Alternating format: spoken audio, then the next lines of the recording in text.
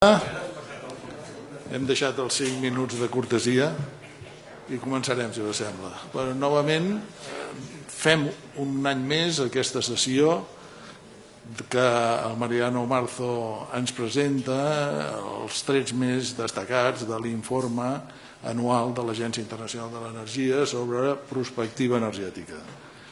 Creiem que aquest és dels informes més fiables. I dic més fiables, no dic fiable, perquè si ens anéssim 2 anys enrere, em sembla que el que ens va explicar el Mariano fa 2 anys ni tan sols se sospitava que el petroli avui estigués al voltant de $30 al barril. Per tant, dic que és el més fiable, però no és fiable del tot. I continuo dient el més fiable perquè jo recordo que aquí va venir un professor universitari que ens va explicar una història que no estaríem a $30, sinó que avui en dia potser de petroli ja no n'hi hauria. I aquest encara és menys fiable. Però bé, tenim, aquest és el fet, aquest any, i l'energia, a part de l'encert o no de les previsions, el cert és que l'energia és un món complicat, amb una quantitat de variables tremendes que fa difícil assegurar quin és el futur que tindrà aquest món. Aquest any diria que l'informe em sembla que té 2 trets singulars. Un és la reunió a París del COP21 sobre canvi climàtic i l'altre són els preus de l'energia. El que fa referència al canvi climàtic, l'informe es publica abans de la reunió de París. Per tant, no pot tenir en compte les conclusions concretes, sinó que el que fa l'informe és dir què s'hauria d'aprovar a París perquè l'objectiu de l'increment de 2 graus de la temperatura l'any 2050 es complís. I llavors posa una sèrie de condicions que ara podem veure si s'han complert o no s'han complert. Aquí aprofito aquest tema per també anunciar que, em sembla que és el 31 de març, tindrem una sessió sobre política energètica a la Unió Europea, que aquí s'haurà de comparar el que fa la Unió Europea, el que vol fer, i els objectius de la reunió que fixa la reunió de París. El segon tema és el preu del petroli. Això és un tema que té unes repercussions molt diverses i en algun cas molt greus. Sentim per ràdio i per la tele que la borsa puja i baixa, més aviat ara només baixa, i que el preu del petroli és un dels elements que influeix d'una manera més destacada amb aquestes tempestes borsàries. Això ve conseqüència d'una decisió de l'Aràbia Saudita de no retallar la producció per ajustar-lo a la demanda, i aquí ve els interrogants. Això es mantindrà? Quant temps? Quina intensitat? Quines conseqüències tindrà? Crec que són temes d'alt interès. I per parlar de tot això tenim novament el doctor Mariano Marzo, que, aviam si ho tinc per aquí, aquest any jo pensava llegir el seu currículum. Normalment faig una presentació molt sintètica, però en una conferència que vaig assistir li presentaven un currículum complet. I llavors val la pena que llegeixi per veure la sort que tenim de tenir un expert com el Mariano Marzo aquí. Mariano Marzo, catedràtic d'estratigrafia, professor de recursos energètics i geologia del petroli a la Universitat de Barcelona. Professor de recursos energètics i geologia del petroli a la Facultat de Geologia de la Universitat de Barcelona. Membre de la Real Acadèmia de Ciències i Arts de Barcelona. Membre de la Junta Directiva del Comitè Acadèmic del Club Espanyol de l'Energia. Ha participat en diversos consells assessors en matèria energètica de les administracions central i autonòmica. Secretaria General de l'Energia, del Departament d'Economia i Finances de la Generalitat, així com d'altres institucions. Manté una relació continuada amb la indústria del petroli i del gas a través de la investigació aplicada al sector. exploració i caracterització sedimentològica de jaciments i la formació continuada. Ha treballat a Europa, Estats Units d'Amèrica, Amèrica del Sud, Orient Mitjà i Nord d'Àfrica i ha publicat més de 75 treballs en revistes científiques, editat o coeditat 15 llibres i presentat més de 100 ponències en conferències i congressos. Ha format part dels consells editorials de revistes de gran prestigi internacional al camp de la geologia i és un col·laborador habitual sobre temes energètics a l'avantguàrdia, així com diverses emissores de ràdio i televisió del nostre país. Per tant, tenir aquí amb nosaltres de manera totalment altruista el Mariano, sembla que li hem d'agrair molt sincerament que estiguis aquí i que ens dediquis cada any el teu temps. Moltes gràcies i pots començar. Molt bé, moltes gràcies a vosaltres. De fet, amb aquesta obligació em tinc que llegir l'informe, no del tot, però són 400 pàgines, i per tant resumir-lo és complicat, però sí que et dona un tast una mica de lo que diu i crec que sí, que el moment és lo suficientment interessant per reflexionar una mica sobre aquests temes. Jo preveient una miqueta el que has dit, ja veureu que coses que deia, que aquest informe va sortir al novembre i ja en el mes de febrer ja ens trobem que segurament algunes hipòtesis que s'han utilitzat en la modelització han saltat pels aires. Però veureu una miqueta quina és la metodologia que utilitzen i que no és que sigui més o menys fiable en funció de qui ho fa, és que no tenim una altra manera d'atençar-nos al futur més que intentar preveure escenaris en funció d'unes variables que considerem i que les barregem de diverses maneres si el que preveiem és tindre una quantificació del futur. Si el que volem és tindre adjectius, tot el que vulgueu. Però, evidentment, en aquesta sala i en aquest lloc els adjectius en sobren. El que volem és aproximar-nos una miqueta als números i els números de cara al futur són escenaris. Una miqueta, començaré per explicar una mica quins són els objectius d'aquest informe, la metodologia que utilitzen, i els objectius ells ho deixen molt clar del principi. Ells evaluen les perspectives dels mercats mundials al 2040, s'atreveixen a anar molt lluny i discuteixen les implicacions per a la seguretat energètica, la protecció del medi ambient i el desenvolupament econòmic. Quin objectiu amb aquesta perspectiva? Subministrar als responsables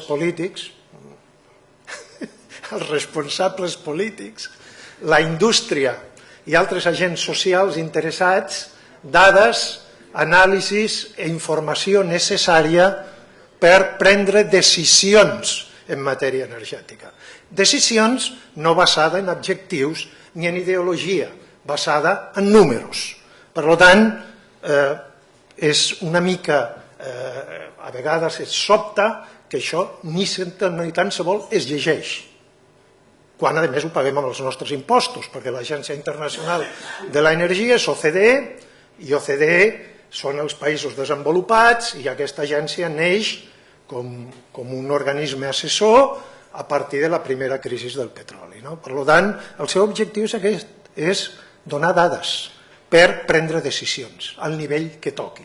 No pretén res més, i ho treu cada any, ho modifica i ho va canviant. Aproximació metodològica. Tenen un model que es diu el World Energy Model, que porten 20 anys refinant-lo, perquè evidentment de cada fracàs aprenen i ho intenten corregir, per tant tenen una eina molt poderosa d'anàlisi que tindríem que tindre nosaltres també. A nivell de cada país tindríem que tindre aquestes eines de modelització i com funcionen. A través d'aquesta modelització fan escenaris. Però aquests escenaris són projeccions quantitatives de tendències energètiques. Per tant, no et diuen passarà això. Et diuen, si barrejo aquestes variables d'aquesta forma, tinc aquest escenari. Si es produeix una combinació dels paràmetres de modelització d'aquesta altra, tindré aquest altre escenari. I sobre aquesta base van jugant. Per tant, és un exercici de modelització i propostes d'escenaris amb números. No ens ho tenim que prendre mai com una predicció inequívoca. sinó un exercici de modelització en base a uns paràmetres que són canviables. I llavors en aquest any ja ha tret 4 escenaris. El primer de tot és els de sempre, és el business as usual, únicament pren en consideració les polítiques, perquè a més té molt en compte les polítiques energètiques. Ja veurem que hi ha una sèrie de paràmetres que són econòmics, demogràfics, etc., però hi ha uns altres que són de decisions i voluntats polítiques d'anar en una direcció o en una altra. En el business as usual, la política és seguir com fins ara, i amb les polítiques energètiques implementades fins mitjans de 2015, perquè si té que sortir aquest volum al novembre del mateix any, ja em direu. L'escenari central és el de noves polítiques, que és el que després veurem. El diuen central perquè és els que ells prenen com referència, en part perquè l'altre és insostenible totalment. Per tant, li posen una composant voluntarista. I atenció, tot pren en consideració les directives i mesures executives que afecten els mercats energètics i que han estat adoptades fins a mitjans de 2015, com el cas anterior, però també considera els components energètics dels compromisos climàtics. Ja s'avança a la COP de París i incorpora els compromisos per països que s'havien fet públics fins a octubre, per tant, ja té en part els compromisos que voluntàriament havien signat un gran nombre de països, no tots, perquè després es van afegir més països, i així tanmateix té en compte algunes declaracions d'intencions rellevants en matèria energètica.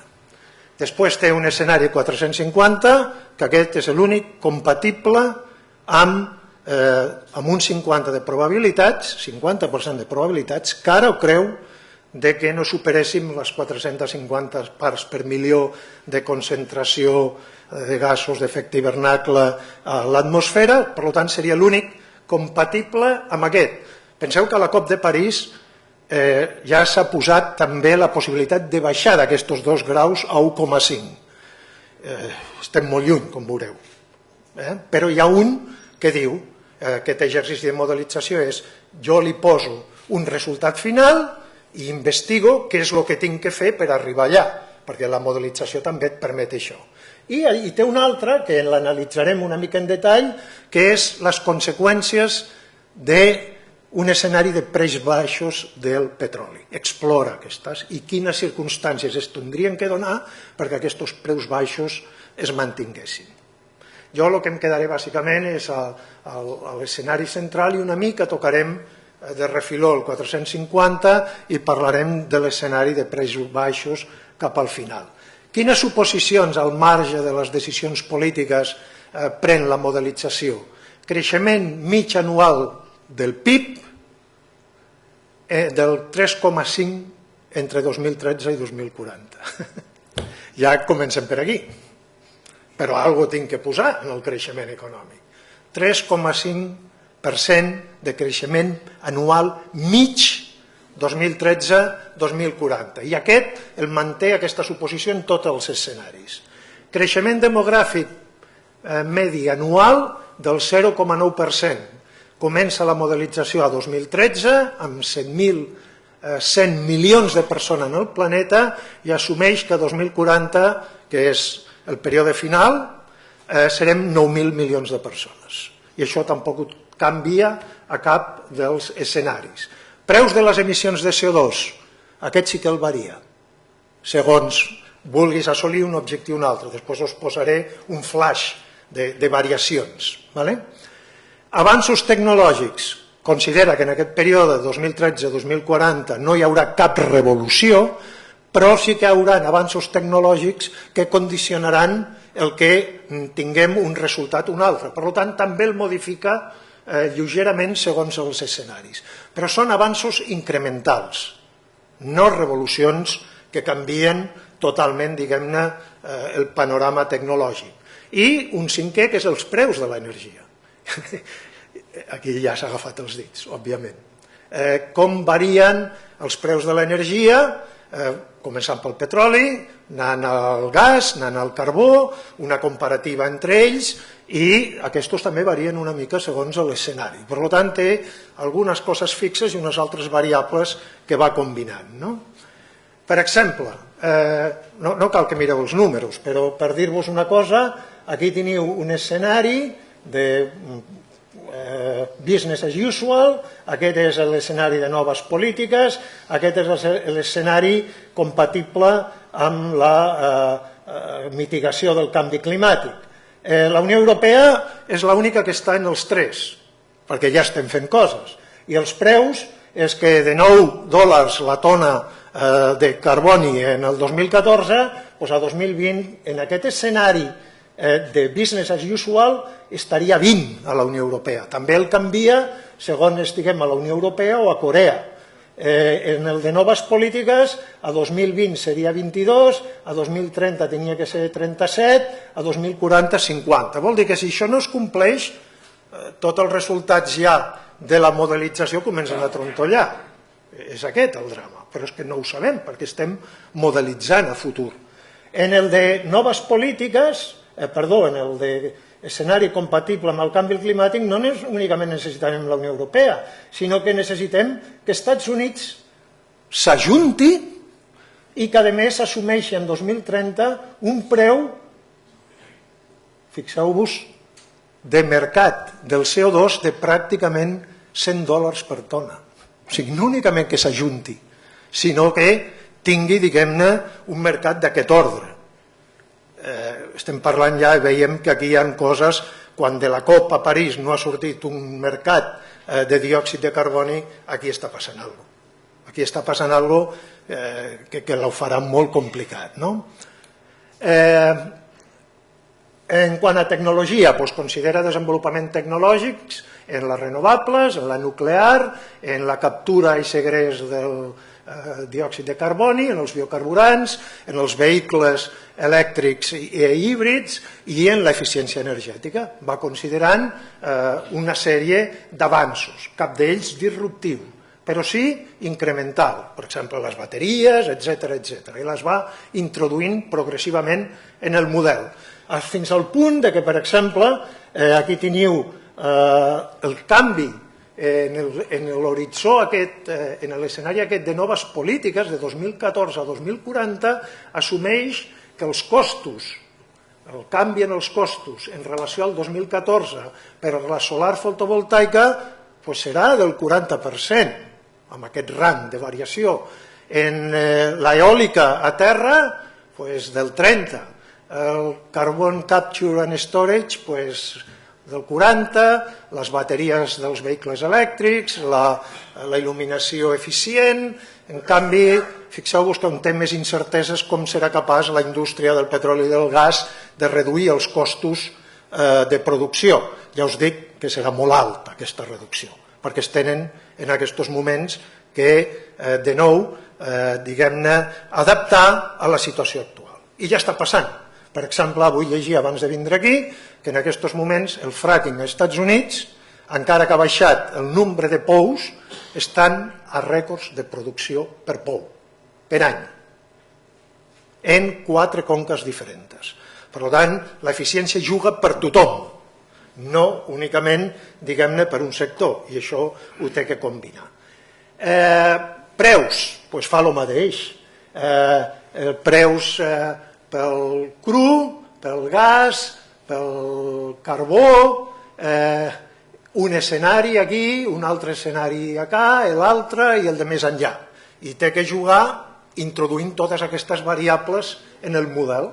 I, a més, no únicament el que tens a 2013 i el que tens a 2040, sinó el que passarà a 2020, el que passarà a 2030, el que passarà a 2040. Com us podeu imaginar, amb totes aquestes, diguem-ne, incertesa, amb els inputs que li poses als models, els resultats són els que són. Però si algú té alguna idea millor de com procedir, que ho digui. Perquè l'altre és fer. Crec que serà així o deixarà de fer. Però tu el que necessites és un exercici basat en números amb una certa quantificació. I això és el que fa. Per exemple, Després ja entraré en resultats. Preus del petroli. Fixeu-vos, la història està en gris, el futur en colors. D'entrada, la història el situa a pràcticament $60 el barril. Avui sabem que estem a 30, per tant, aquest punt de partida ja no és vàlid, del novembre fins ara. Escenaris com l'actual, ens anem ràpidament als preus anteriors a la crisi, el de noves polítiques que trigarà més, però hi ha un altre de baix preus, que és el que tenim aquí, que l'analitzarem una mica. Carbó, important, perquè em direu, i a qui li importa el preu del carbó? Home, doncs a tothom, perquè en aquests escenaris resulta que en Estats Units, Europa i Japó, en noves polítiques, que és un que té en compte ja part dels acords de la COP, el preu del carbó relatiu al del gas serà un 40% més barat que el del gas, encara que sigui més brut. Per tant, s'estableix una competència en termes de creixement econòmic enfront dels compromisos, diguem-ne, de lluita contra el canvi climàtic. És tot aquest seguit de variables que són les que hem d'anar controlant. Xina, en aquests moments que no creix com voldria créixer, Índia, etc., encara que hagin subscrit una sèrie d'acords, sempre quan els hi transferim 100.000 milions de dòlars en energies netes, eficiència, etc., podrà renunciar a això, amb aquests preus? Això són tots els exercicis que es plantegen. Anem una mica ja a resultats. Us passo els resultats de noves polítiques. A dalt, demanda d'energia primària. El vermell és si seguim com fins ara.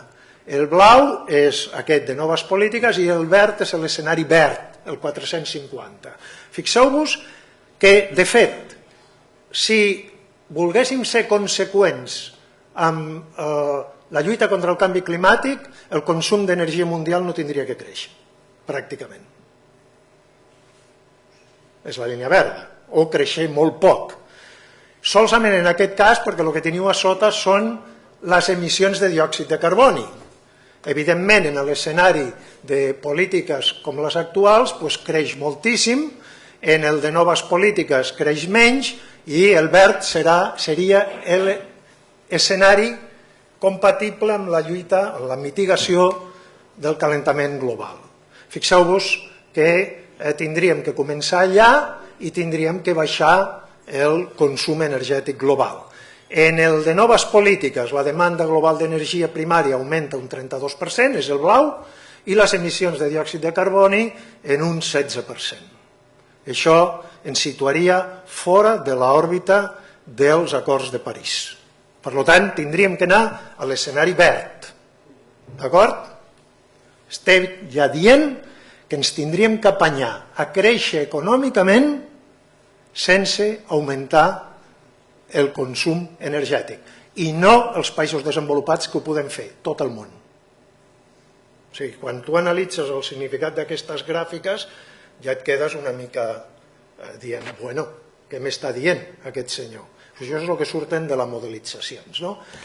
Ells, en l'escenari de noves polítiques, veieu, a baix és el PIB, a dalt és l'energia. Per tant, s'estableix una relació entre la quantitat d'energia, la demanda energètica, el consum energètic, quan vas cap amunt necessites més, és total, no és per càpita en aquest cas, i a baix el producte interior brut. Vol dir que quan més a la dreta, més rics. Veiem una tendència clara. A l'horitzó 2040, la línia de dalt, que és Xina, la pendent és més baixa, per tant, s'assumeix que la tendència global és que estem desacoplant creixement econòmic una mica de consum energètic, en general. D'acord? Però això portarà temps, perquè fixeu-vos que encara estem 2010 estem per aquí. Aquesta línia es fa amb menys pendent, però fins al 2030 aquest desacoplament segurament no es donarà. Tot el creixement de la demanda en l'escenari el blau, recordeu-vos que ara parlaré del blau tota l'estona, pràcticament, d'aquest escenari intermig. Tot el creixement de la demanda té lloc fora de l'OCDE. Els països de l'OCDE, al 2040 consumirem un 3% menys d'energia que avui en dia. I en 2040 els de la no OCDE consumiran un 55% més que en l'actualitat, encara que la mitjana per càpita de consum únicament és un 45% de la mitjana dels països rics. Per tant, és un factor demogràfic també a considerar, no únicament l'altre. I l'important és que l'escenari aquest de noves polítiques assumeix realment que poquet a poquet anem fent el miracle de desacoplar, en certa mesura, creixement econòmic i consum d'energia. Els economistes els voldria tindre aquí, asseguts, a veure com es fa això. I la intensitat energètica, la quantitat d'energia primària per fer créixer el PIB, com veieu, són els triangles, baixa. Està referit a tonelades d'equivalent de petroli per cada $1.000 d'increment del producte interior brut i, com veieu, va disminuint en el temps de 2000 a 2040 i tant pels països de l'OCDE, que són els que estan en blau, els triangles blaus, com pels triangles aquests d'altre color, que són els països emergents. Si no fem aquest miracle, tampoc estaríem en la curva blava, ens aniríem a la vermella. Cada gràfica d'aquesta, de per si, és un bombazo, el que ens està dient. D'acord? No és fàcil, és un canvi del model econòmic. Fer molt més en menys, com veurem. I ara em diré, i què d'aquesta energia que necessitarem un 32 més, en aquest escenari blau, què necessitarem? Doncs mireu, tot, creix tot, mireu les barres a la dreta, 2013-2040. El carbó és el que teniu en groc, en marró, en vermell el petroli, el lila el gas, la nuclear en groc, la hidràulica en blau, la bioenergia és aquest verd, diguem-ne, més fosc i el més claret és les altres renovables. Traieu-li la hidràulica i la biomassa. A la biomassa va inclosa la biomassa no comercial. Sabeu que hi ha 2.500 milions de persones al món que no tenen accés a les altres fonts d'energia. Per això la biomassa és tan potent. No és la biomassa nostra, és la biomassa dels 2.500 milions de pobres que viuen al món. Creix tot, com veieu, però el que experimenta un creixement més gran és les renovables, amb un 34%, estic parlant de creixements ara, percentatges de creixement, el gas natural, el 31%, és això que teniu aquí, la nuclear creix un 13%, el petroli un 12% i el carbó un 10% en aquests escenaris que us he dit era l'escenari intermig. Per tant, tots contents, tots els sectors, més o menys des de la perspectiva, diguem-ne, de negocis. Uns cedeixen protagonisme a altres, és cert, però d'aquí al 2040, en un escenari intermig, encara els combustibles fòssils representarien el 75% del total de l'energia primària que entra al sistema. Ho desglossa una miqueta més. Variacions en la demanda de fonts d'energia primària per països i regions. El que està per sota és que decreix, en color fosc és l'evolució 2025, color fosc 2013-2025, per exemple la Unió Europea, i en color una mica més claret la variació en el període 2025-2040. Unió Europea, petroli, nosaltres baixem la demanda, segons aquest escenari. I també Estats Units, i també Japó, però mireu, fora, diguem-ne, l'OCDE, cap amunt tots. Carbó, la Unió Europea és la que més baixa, especialment a partir del 2025-2040, seguit d'Estats Units. Xina ha considerat en aquest escenari que a partir de 2025 baixa el consum de carbó pel problema no de canvi climàtic, de qualitat de l'aire, més un altre fet. Està experimentant una transformació, que també la té en compte aquest informe, d'una societat basada a la indústria als serveis. Això és el que està fent que estigui baixant el ritme de creixement. Hi ha un canvi estructural a l'economia xinesa. I això es manifesta en aquestes tendències. Japó, ni fu ni fa, l'Orient Mitjà el carbó ni li importa, però mireu qui substitueix a Xina en l'ús de carbó. La demografia que ve darrere de Xina. Tindríem que estar ja analitzant Índia i dedica 3 capítols, un informe especial a l'informe, més de 100 pàgines sobre Índia, perquè és la nova Xina que ve darrere. Serà la nova manufactura. En un altre ens diu el que li passarà a les altres fonts. El gas natural a la Unió Europea incrementa una miqueta, però menys Japó, que baixa, en el reste del món creix. Per què baixa en Japó? Mireu el que teniu a sota, en groc, energia nuclear. L'energia nuclear creix pràcticament a tot arreu, menys a Àfrica, per suposat, i menys a la Unió Europea. I no estic parlant d'un escenari de business as usual, sinó l'intermig. I a baix teniu les renovables. Les renovables és el boom a tot arreu, però no és a la Unió Europea on creix més. Estats Units, Àfrica i Xina.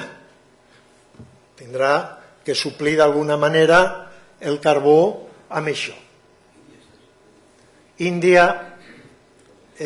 la teniu aquí en renovables, una mica per darrere de la Unió Europea. Això està referit a consums en milions de tones d'equivalent de petroli. No és per càpita, és en conjunt. Per tant, el panorama és aquest. Com queden els MICs en el 2040?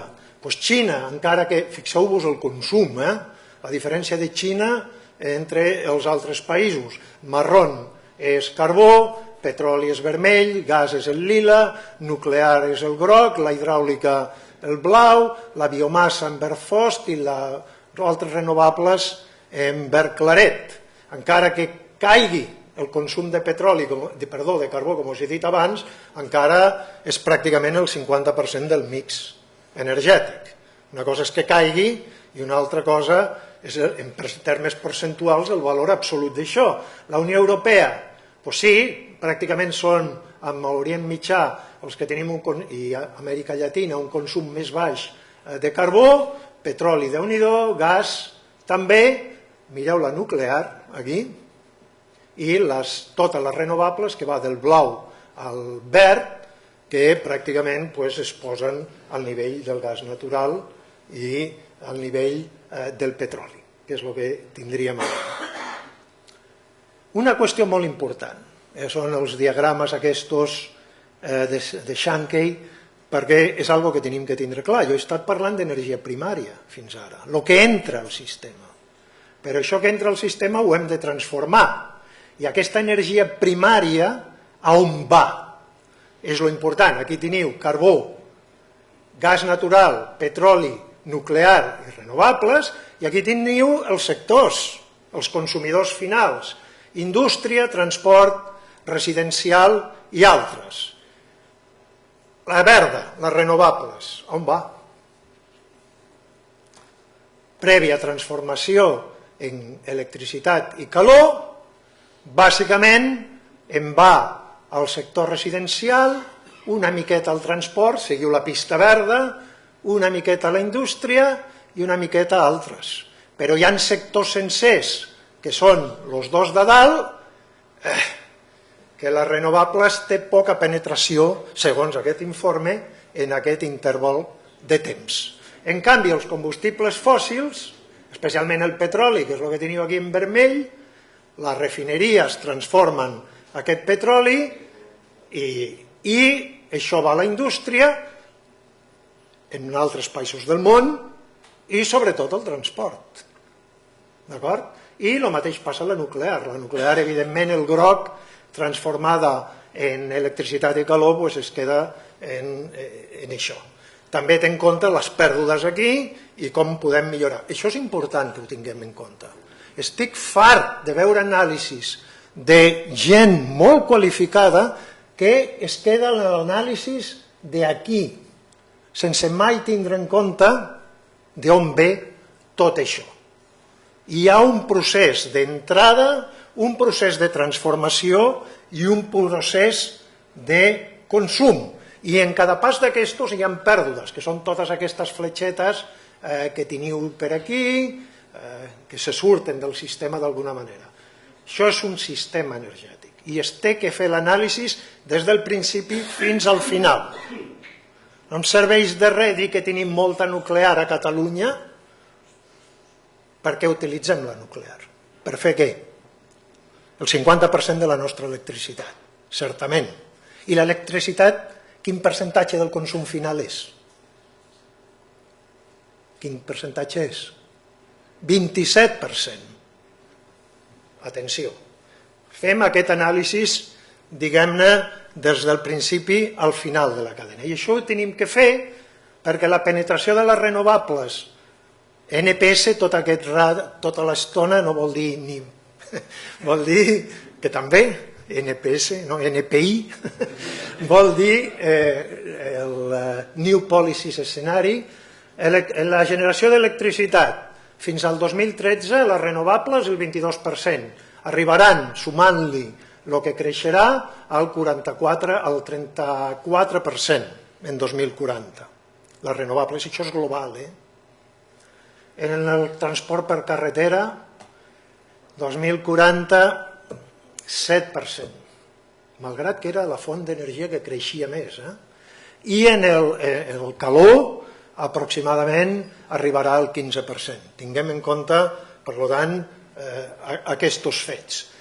Ara bé, en la generació de l'electricitat, en el món per font, el diàmetre de la rodona és, en termes absoluts, la generació en terawatts hora, per tant, el diàmetre és el valor absolut, però els percentatges tindrem al 2040 que el carbó cau d'un 2013 d'un 41% en l'actualitat a un 30%, el gas augmenta d'un 22 a un 23%, la nuclear d'un 11 a un 12%, referit tot a un creixement més gran, la hidràulica cau una miqueta, en canvi el que creix és la biomassa, la bioenergia, l'eòlica, la solar fotovoltaica i totes les altres.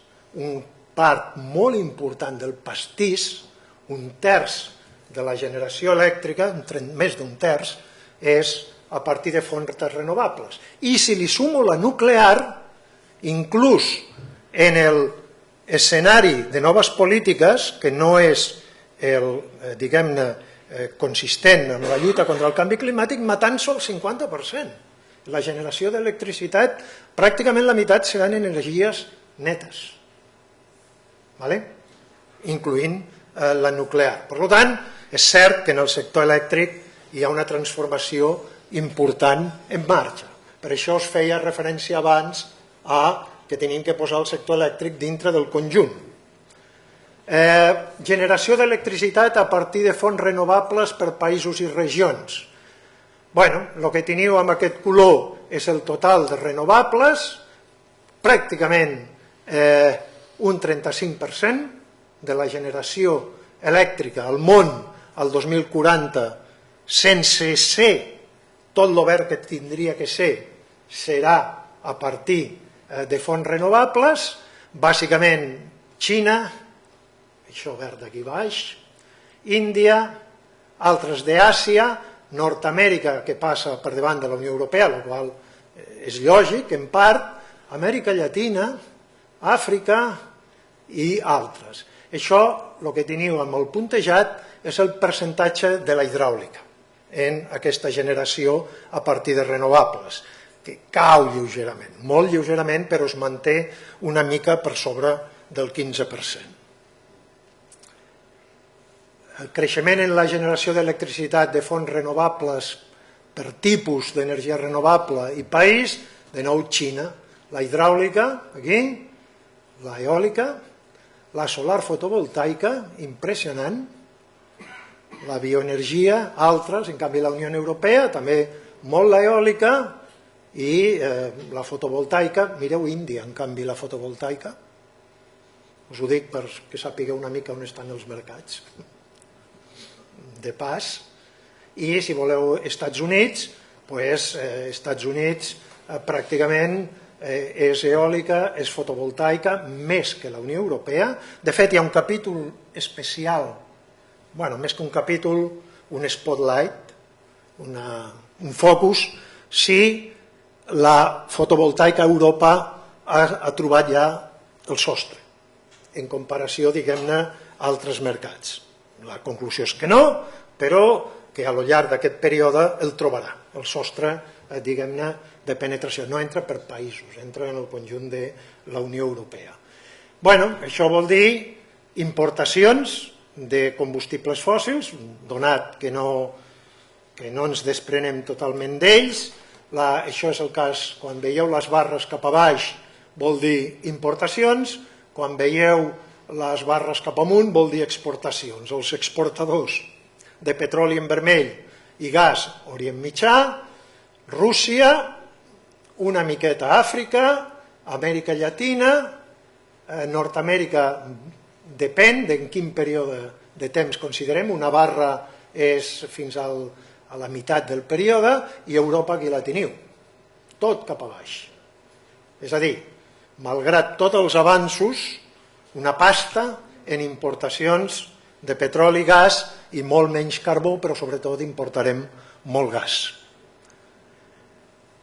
Molt bé, us he dit abans que en aquest escenari blau, que és el que hem passat, les emissions de diòxid de carboni, que és el que teniu a baix en línia discontínua, creixia un 16%, i que el que nosaltres tindríem que fer per arribar als acords de París és moure'ns a l'escenari verd, que és reduir, diguem-ne, el consum d'energia total i també d'energies, diguem-ne, fòssils, per començar a declinar des d'allà les emissions de diòxid de carboni. Com ho farem, això? I aquí, simplement per passar del blau al verd, és el que us explicaré ara,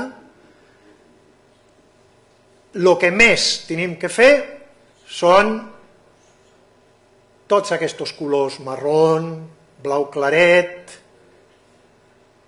que és eficiència. No renovables, eficiència. Si no posem uns objectius molt contundents en la nostra modelització d'eficiència, amb renovables sols no arribem. Renovables és el que teniu aquí en aquest color verd més claret. De la part del pastís de la reducció, diguem-ne, de les emissions, per encara quedant-se amb 2,7 graus, perquè el que us estic posant aquí és del vermell al blau. M'he equivocat abans. No és del blau al verd. M'he equivocat, és per passar d'aquí a aquí. Per passar d'aquí a aquí hem de fer tota aquesta meravella d'eficiència, més renovables, més nuclear, més captura i segrest del carboni, que pràcticament surt molt poquet. Però ens serveix per dir-nos que l'eficiència és on està el negoci. La retallada de les emissions al 2025 d'un escenari a l'altre, tota l'eficiència és el 53%, més el sumatori d'aquests altres conceptes que també pràcticament el 70%. I al 2040 té que seguir sent el 50%, si no, no arribem. El que digui 100% renovables, que us diguin en quin percentatge d'eficiència. és condició sine qua non. Quina part de consum disminueixo per saber quan tinc que cobrir. I l'important d'aquí és que tot això és el consumidor final. És d'aquell sistema energètic no el que entrava al sistema, el que sortia, i evident també en el procés de transformació i evitar pèrdues. Ho estem fent bé, fem el que podem en els països per reduir les emissions de CO2, això són les reduccions que es farà durant aquest període, 2013-2040, això és la variació en el total d'emissions, Unió Europea, Estats Units, Japó, els industrialitzats ho fem, i ho fem tant en total com per càpita, mireu quines variacions, atenció als Estats Units, en la disminució durant aquest període d'emissions per càpita, és bàsicament gas i renovables i alguna de nuclear, i això és la intensitat de les emissions. Però clar, el reste del món i de nou Índia, deixem de parlar de Xina, o continuem parlant de Xina, però comencem a prestar més atenció al que ve darrere, que és Índia, perquè Índia és el que incrementa les emissions totals per càpita i també el que, encara que té un canvi molt gran en la intensitat d'emissions.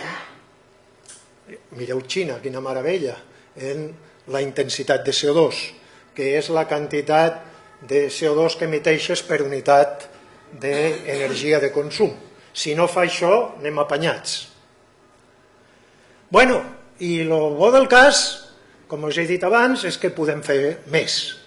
En París han signat acords voluntaris, que és el canvi amb la gran política anterior perquè tothom es comprometés, cada país presentava uns compromisos de reduir alguna cosa. Tot el que està en verd és gent, països, que a l'octubre havien presentat aquests compromisos voluntaris. Per tant, no cap dubte que el gran avanç de París és que tothom accepta aquesta realitat i com a mínim es vol sumar al carro. Els que estan en colorets grisos són països productors de petroli d'Orient Mitjà i del nord d'Àfrica, alguns dels quals després es van sumar a l'acord, però pràcticament amb tothom compromès amb això, mireu el que posa aquí. Encara amb això, la temperatura, amb el que s'ha signat, augmentarà en 2,7 graus centígrads. No basta amb el que hem signat. Tindríem que fer molt més, i es pot fer, perquè queda molta cosa per fer, és amb el que s'ha signat. I això suposant que compleixen el que s'ha signat i que es fa la transferència econòmica que ens hem compromès, etc, i que la crisi econòmica actual, que esperem no es concreti gaire, i els preus baixos del petroli, no incideixin sobre tot això. I per últim, per acabar l'informe, una cosa que sempre és molt important. L'accés a l'electricitat i a, diguem-ne, la cuina neta. Ja sabeu que les emissions, la cuina per biomassa en els països pobres té una incidència en la salut més gran que el SIDA, en l'Àfrica subsahariana. Llavors teniu totes les empreses elèctriques posant, diguem-ne, formes de cuinar, diguem-ne, neta, o en l'electricitat també, que és el que teniu aquí. El que teniu en color fosc és la situació a 2013, a l'Orient Mitjà pràcticament tothom tindrà al final del 2040, al 2030, tothom tindrà cobert l'accés a l'electricitat, però en canvi encara això ratllat significa el percentatge de població que encara no tindrà accés a cuina neta.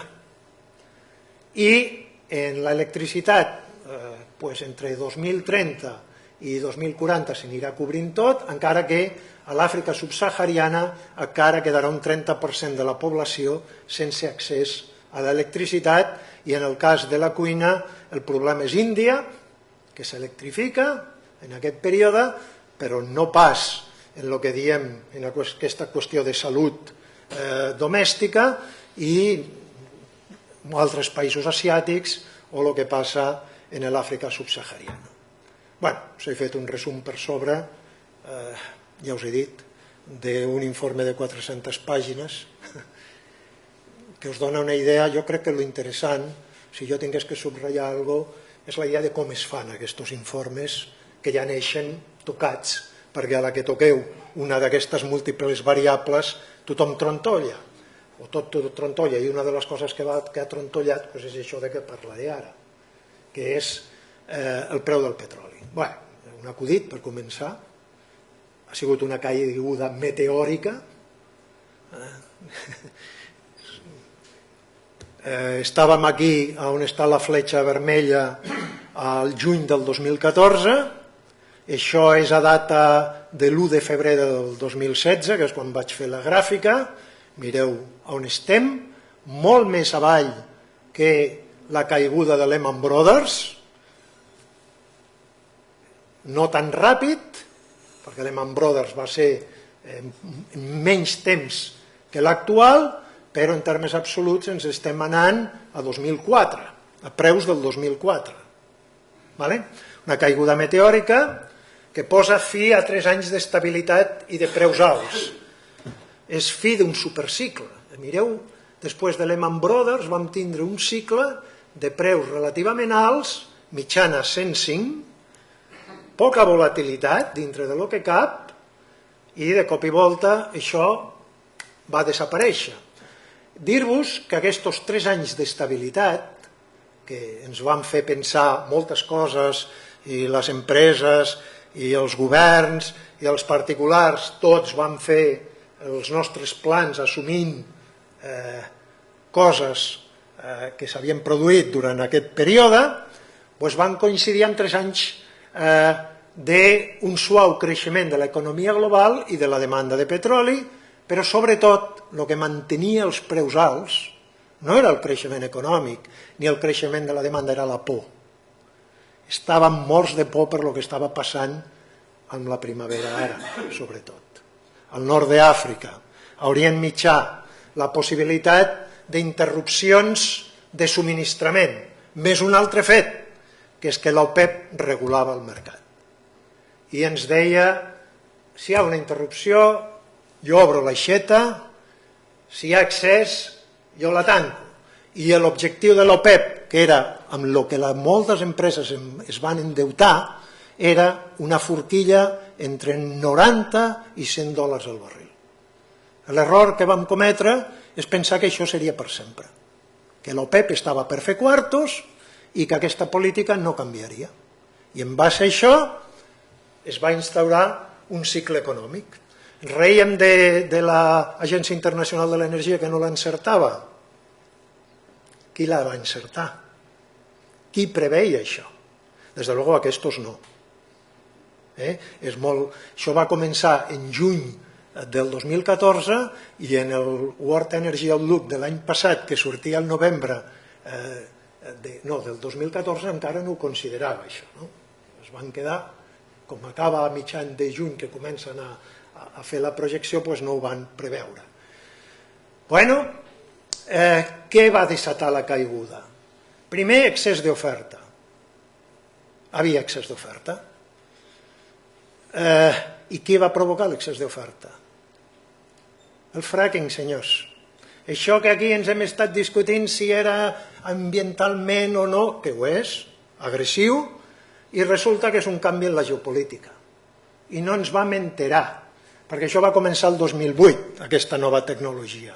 Estats Units, al 2014, va incrementar més la producció en un any de lo que havia fet en un any en els 100 anys d'història abans. No és una bombolla, és algo molt més seriós. Ha desencaixat totalment el panorama energètic global. Es va trobar un increment de la producció, lògic, si tu mantens els preus a $100, què pots esperar-te dels Estats Units? Desenvolupament tecnològic, abordaràs l'explotació de recursos que en teoria són més cars i t'aniràs a tot el món a fer el mateix en aigües superprofundes, pregones, es parlava de l'Àrtic. No va ser únicament el fracking el que va incrementar la producció, va ser arreu. Una altra cosa és el que passarà a Brasil, per exemple, ara, amb aquests preus, o altres zones, no? I enfront d'això l'OPEP diu, s'ha acabat, l'OPEP vull dir Aràbia Saudita, perquè l'únic que té capacitat de tancar, obrir les vàlvules no és l'OPEP, que tots bombegen com bojos perquè són països que, diguem-ne, tenen uns règims autoritaris, amb subsidis, que el tracte és jo et pago tot i tu et quedes calladet encara que no tinguis llibertat, no? És el pal i la pastanaga. És Aràbia Saudita, decideix això, a mi m'està matant.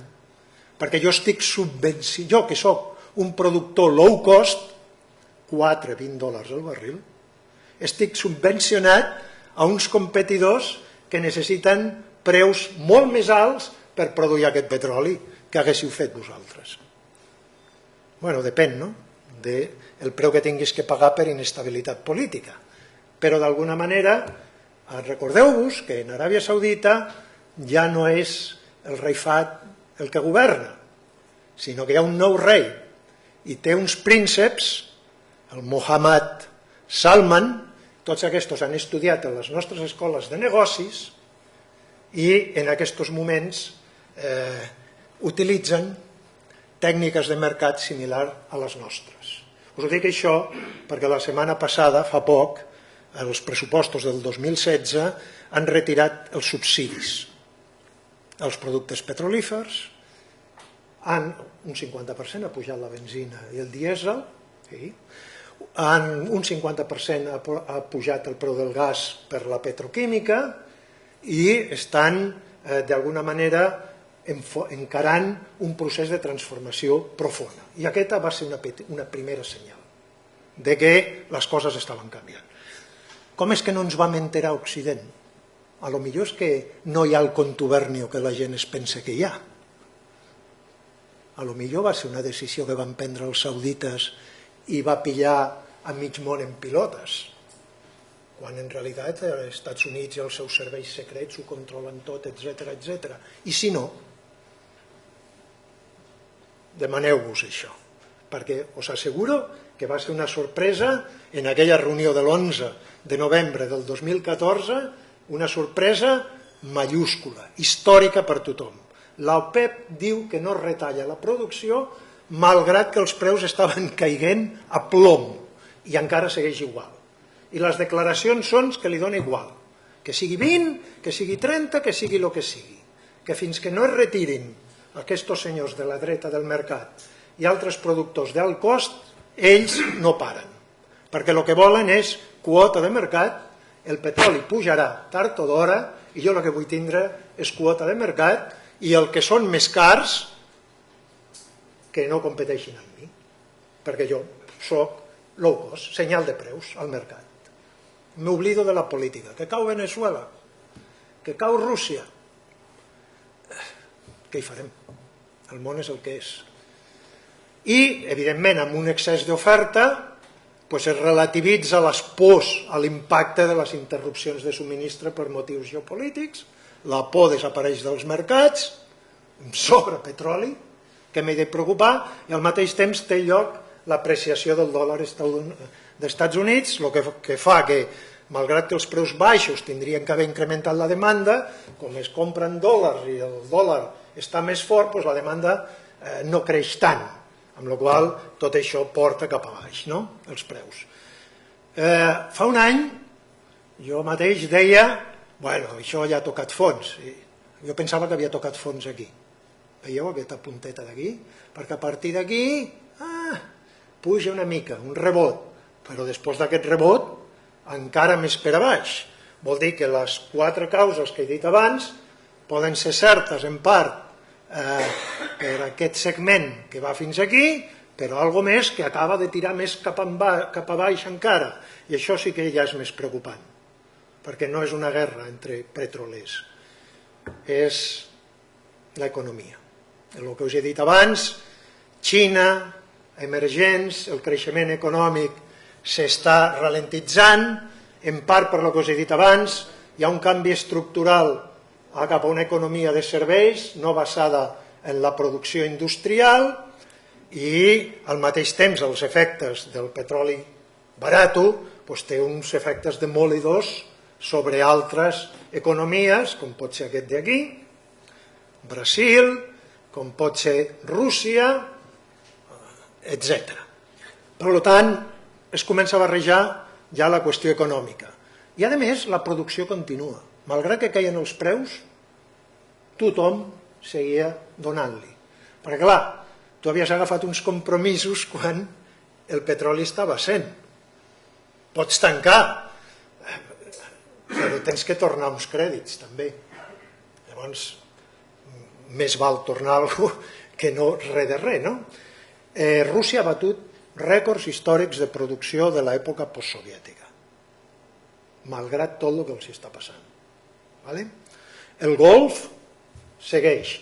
Hi ha qui diu que Aràbia Saudita s'ha quedat en aquests moments sense capacitat excedentària. L'excedentària és la que mantenia per si hi havia una interrupció de subministrament, sinó que la té tot al mercat. Jo crec que no, però hi ha qui diu que sí.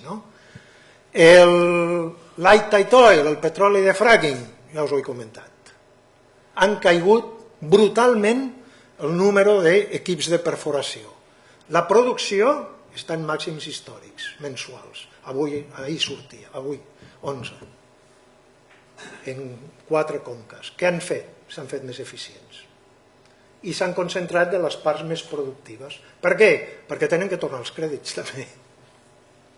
És que la diferència entre un pou de fracking i un pou convencional, en un pou convencional tu fas una inversió durant 5 anys que tens que recuperar després el més ràpidament possible al principi i després vas fent durant un període de 10 anys. És poc elàstic enfront de la senyal de preus la producció de petroli convencional. La no convencional és en un any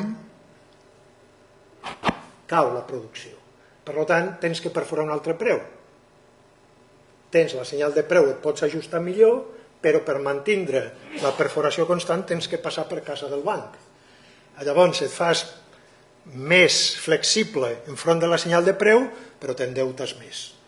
El que ha passat amb el fracking als Estats Units no és que la tècnica no funcioni, no és que no funcioni això, és un fracking financer, perquè es van endeutar amb uns preus de 100, però això li ha passat a tota la indústria en general, no únicament al fracking. Per tant, atenció en considerar el fracking com una pura bombolla o algo per l'estil. És algo que els que siguin més resistents i s'adaptin a aquestes circumstàncies en els Estats Units seran les companyies que donaran el salt en el futur fora dels Estats Units, amb una eficiència econòmica capaços, que és el que en aquests moments totes les petroleres diuen, per què vam assumir que es mantindria sent, jo tinc que ser una companyia, com he fet tota la meva vida, capaç de tindre beneficis amb un petroli a 20. En això estan. Una altra cosa és que es aconsegueixi, per les raons que us diré després. A més, Iran retorna. A més, tenim uns estocs en xifres rècords. A més, s'estan barallant dintre de l'OPEP perquè inclús dintre dels que estan d'acord fan rebaixes per vendre el seu petroli a preus de descompte a Àsia, a Europa, a tot arreu, perquè tothom vol quota de mercat i puntos suspensius. Si tu sumeu tot això, és el que diuen els enanitos que venen en fila, no? Un darrere de l'altre, una cosa que es va accentuant. A tot això, sumeu-li el que veurem després, que evidentment la crisi econòmica sembla que s'està accentuant degut en part a que molts països estan quedant atrapats per aquí i és hora de parlar de què passarà. Ja sabeu, a mi m'agrada molt això de predir el que passarà, perquè jo dic una cosa i després tinc que tornar per explicar-vos per què no va passar. Amb la qual cosa mato 2 ocells d'un tiro. Si ho faig gratis no hi ha problema. Però bé, ja sabeu, hi ha 2 tipus de previsions, les afortunades i les que estan equivocades, perquè és allò que si l'encerto l'endivino, no? Bueno, El mercat global encara s'està reajustant, jo tinc que posar, és una tectònica de plaques, això, els geòlegs. Ja sabeu que quan es mou una d'aquestes plaques, que és el que està limitat per les línies blanques, és com un puzzle. En una economia global tot es ressenteix. Han hagut Nord-Amèrica amb el fracking i Aràbia Saudita amb la reacció, s'han bellugat i tot el rest ens estem reajustant, és el que estem vivint, guanyadors i perdedors. Quan hi ha un reajust diguem-ne de l'ordre econòmic, financer, geopolític internacional, doncs uns els hi va bé i uns altres els hi va malament. Fins ara ens anava bé perquè nosaltres érem exportadors, però a la que comença a caure la bossa perquè algú està retirant diners, i ja us podeu imaginar qui està retirant diners, perquè ho necessiten per resistir els preus baixos, el golf, doncs comencem a tindre problemes. Potser no ens va tan bé en aquests moments que el petroli sigui tan baix. Ens anirà bé macroeconòmicament, però a nivell, diguem-ne, dels nostres estalvis i altres coses ja ho veurem, perquè tampoc sabem on posar els estalvis, els que els tingui. I en particular la placa peliaguda en aquests moments és aquesta. Si volguéssim saber el que passa en el negoci del petroli ens tindríem que anar a Riad. És una placa, aquí es separa, el Mar Roig s'està obrint i a l'obrir-se per aquí xoca per acá, Iran. És que és pràcticament, diguem-ne, una descripció de la... Si et mous per un lloc, per un altre topes. Si per un tens que acomodar, és una mica el que està passant. I això està passant bàsicament allà on hi ha una transformació socioeconòmica important que tindríem que comprendre. Amb un secret molt guardat. Fa poc es deia Saudi Aramco sortirà a bossa. Saudi Aramco era la companyia estatal d'Aràbia Saudita. Algú s'ho creu, això? Potser sí, algunes parts del downstream, no?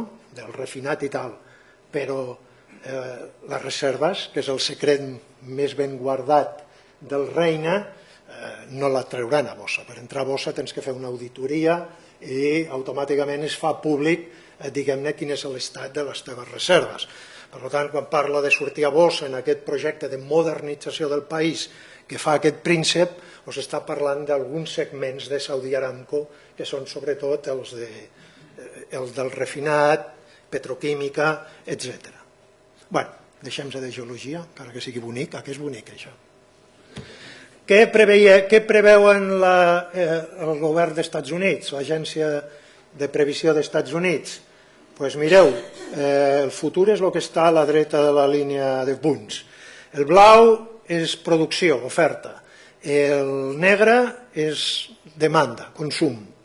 Fins a 2017 i finals del 2017 hi ha excés de producció.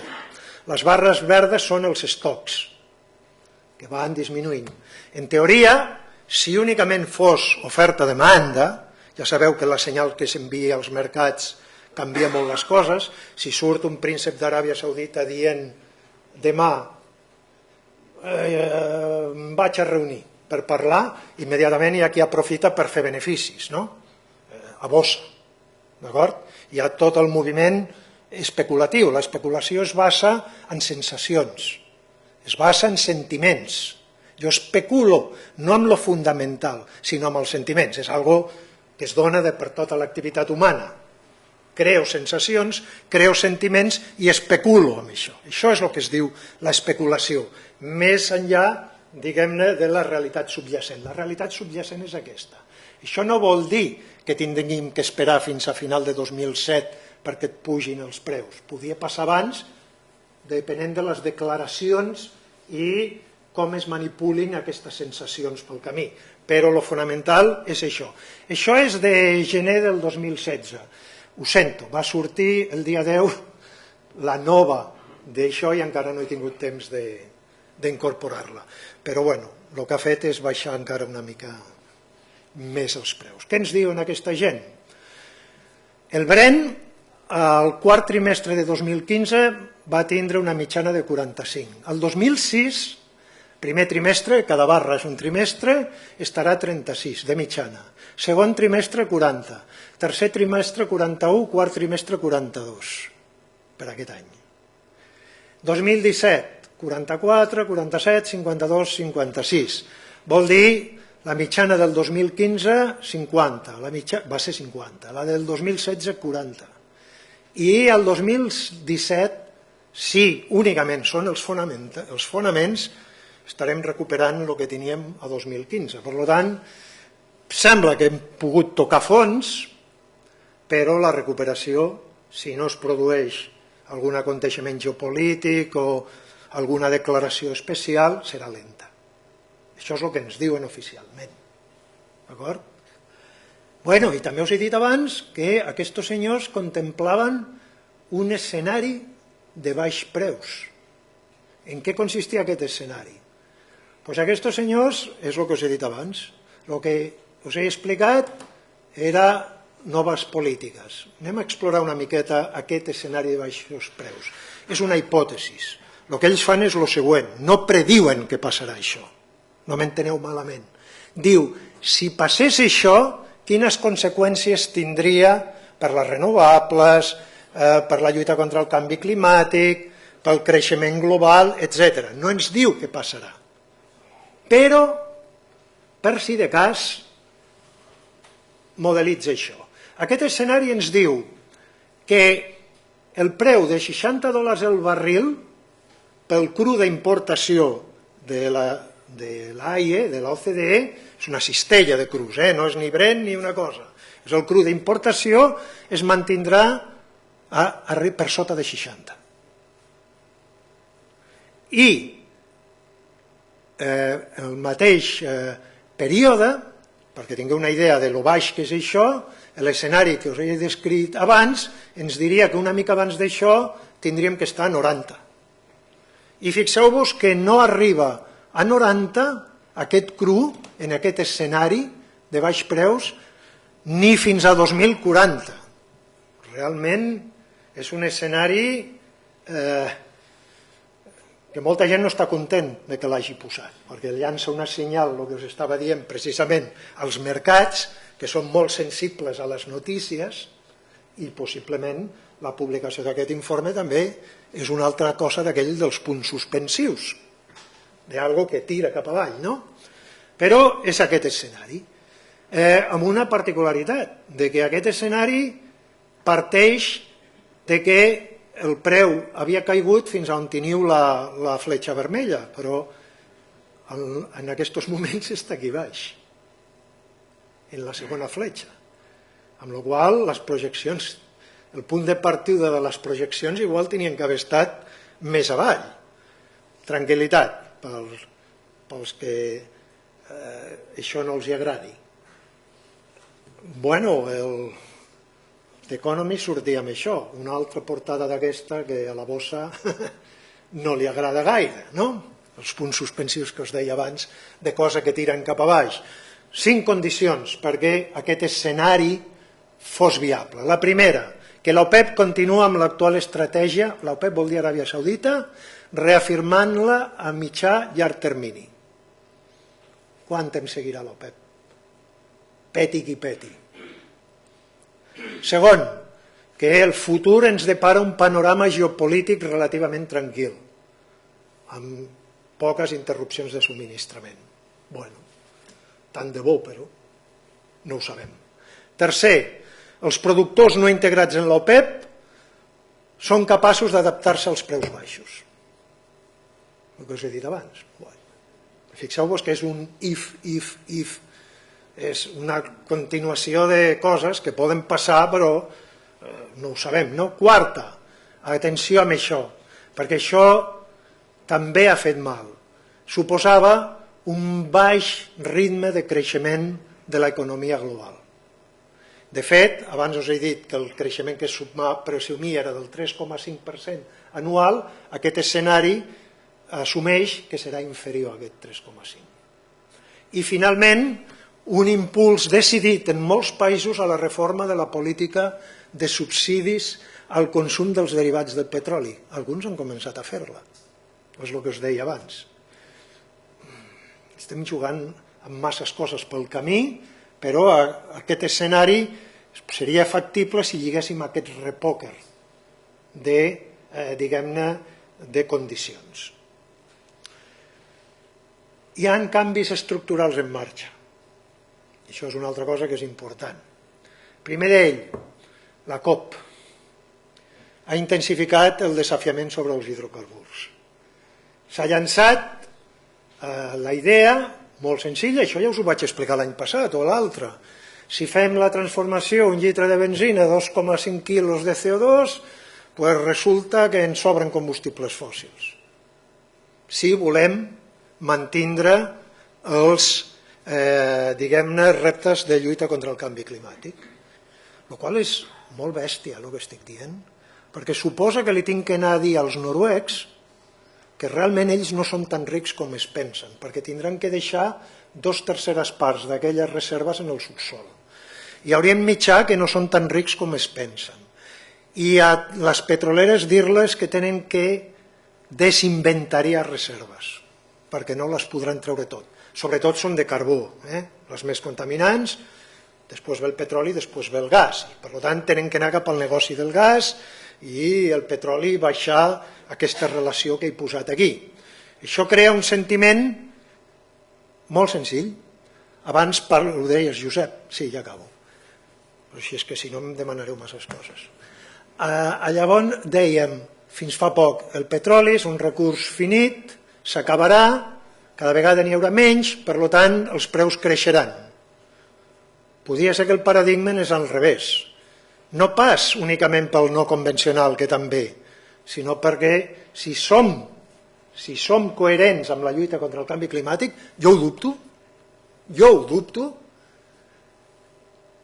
ens sobrarà petroli, el tindrem que deixar a terra. Hòstia, això és un daltabaix. En la forma, el pic ja us podeu oblidar, però el pic encara que passi això. I ja sabeu que jo ho deia, perquè s'ha produït pel convencional, però tenim el no convencional, i a més tenim aquesta pressió afegida. I de fet, a la revista Upstream, que és una revista del sector, mireu quin acudit més curiós sortia.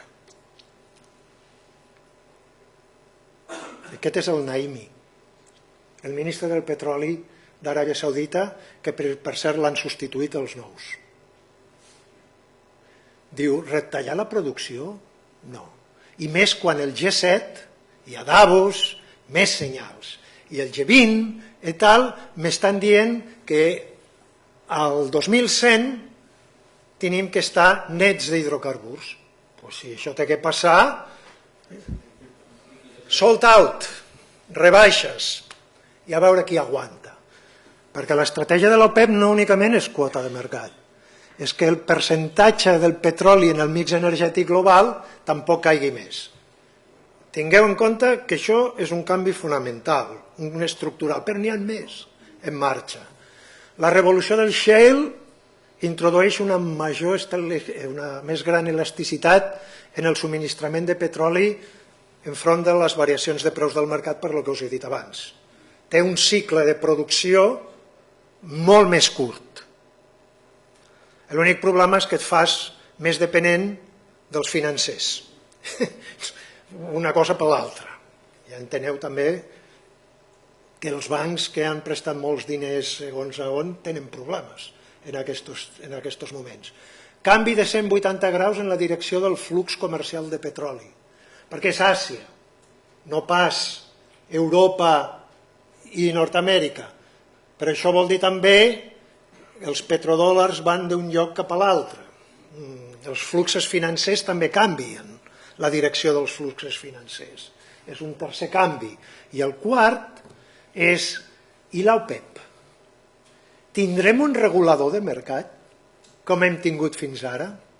Algú que quan baixava el preu tallava la producció perquè pugés i que quan pujava massa inundava de petroli el mercat? Què creieu? Quin futur té l'OPEP? És Aràbia Saudita. I els altres, ja ho veieu. Venezuela, sisplau, ens reunim per... Rússia, ens reunim per... el que ells decideixin. D'acord? Això no vol dir que no segueixen tinguent la clau del petroli. El petroli low cost està en Orient Mitjà i nord d'Àfrica. El que no existirà és una organització homogènia que vulgui regular el mercat. El que vol és el mateix que fan les benzineres low cost, llançar una senyal de preus per captar clients, al mateix temps de retardar altres processos de substitució del petroli que està en marxa. Seguirem necessitant d'Orient Mitjà, però el que tindrem que prestar atenció són a tres grans productors en el futur: Aràbia Saudita, Estats Units i Rússia. Rússia i Aràbia Saudita són estats. Estats Units és el mercat, no és el president dels Estats Units que decideix alguna cosa. I amb això veurem com es junta Iraq i Iran en el futur. D'acord? I de fet hi ha un acudit, i amb això ja vaig... No, amb això no acabo, però quasi. El problema d'això de l'OPEP és un altre acudit d'aquesta revista, que s'estan barallant Aràbia Saudita i Iran, en allò de la placa que xocava, i el que li han fotut és un cop de puny a l'àrbitre, el regulador, que és l'OPEP. Probablement s'estan carregant l'OPEP, perquè amb aquesta, diguem-ne, tensió interna dintre del càrtel deixa de funcionar com un càrtel. Tu poses més, jo més, i a veure qui pot. Per cert, la producció d'Iran no tornarà tan ràpid com s'ha donat per suposat, encara que ja està descomptada en els preus actuals. Per acabar, els preus actuals són insostenibles, senyors. Menys preu vol dir petroli més barat, més inestabilitat i risc geopolític. Masses països, tots els països productors, tenen uns balanços fiscals, gastos, ingressos, molt per sobre, molt desequilibrats, perquè estan ingressant molt menys, incloïda Aràbia Saudita. Tenen que agafar tot aquell cofre que van fer durant els 3 anys de vaques grasses. Per això he començat la història per allà. Quan aguantaran? Segur que molt. Poden aguantar molt, mentre no es creïn uns conflictes interns, socials i polítics importants en la població. Però el preu més baix desequilibra a molta altra gent. No cal que us ho digui. Pràcticament tots. El que no tingui aquest paraxoc de molts diners. Aquí ve el que us deia de que hi ha diner que està anant-se de la bossa. I la inversió que teníem provenent tant de Xina com dels productors de petroli, a on està anant? Doncs potser ningú inverteix, perquè no són temps d'inversió, fora. I nosaltres què produïm? Els preus baixos comprometeixen les inversions futures en exploració i producció. Ja ningú explora, ja us ho dic ara, aquests preus. S'ha tallat tot el gast en exploració. Estem mantindre la producció amb un desafiament molt seriós, que és el declino, que es diu. La producció no es manté constant, sinó que cau. Per tant, té que seguir invertint, però exploració s'ha tallat.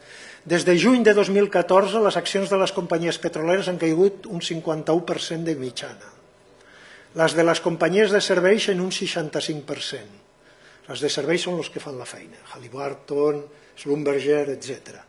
Al sector de downstream li ha anat una mica millor, però fins quan?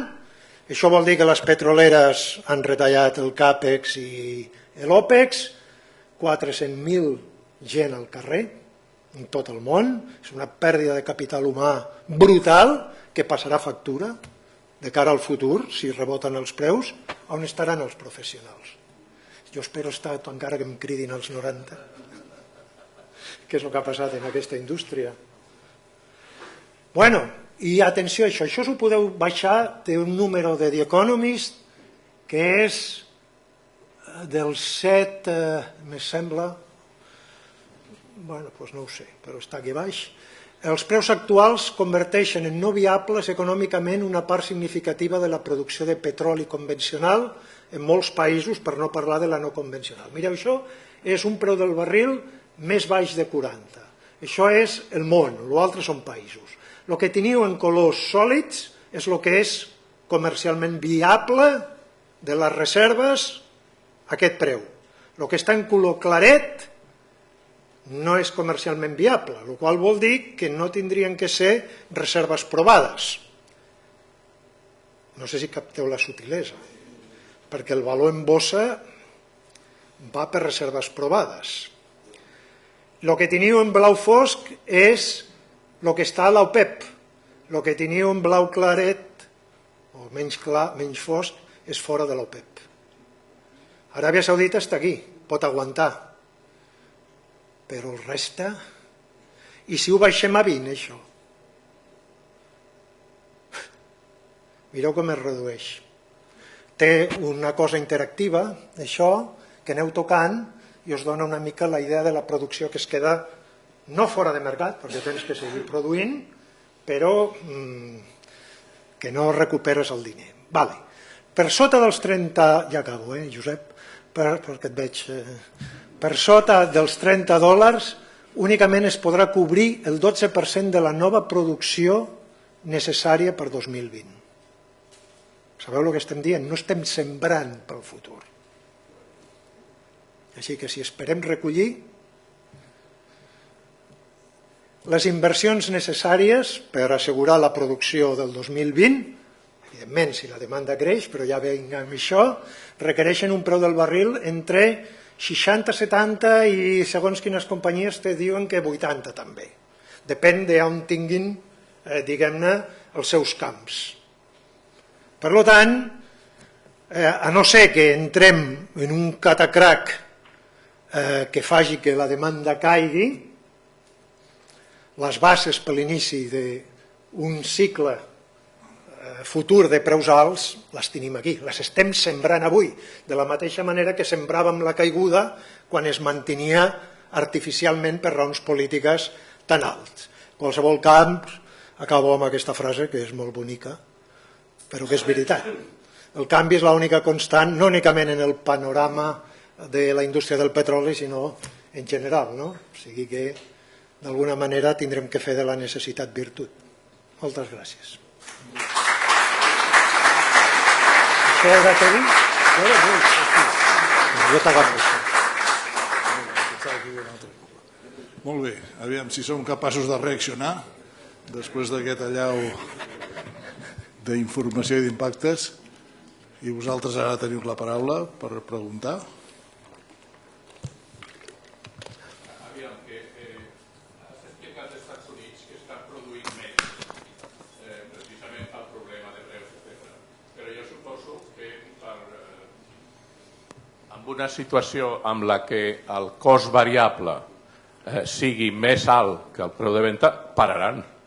Vamos, digo jo, vull dir, no hi ha explicació ninguna a continuar produint quan cada vegada que produeixes... Tenen sectors on s'han concentrat, o sigui, en aquests moments han fet el següent.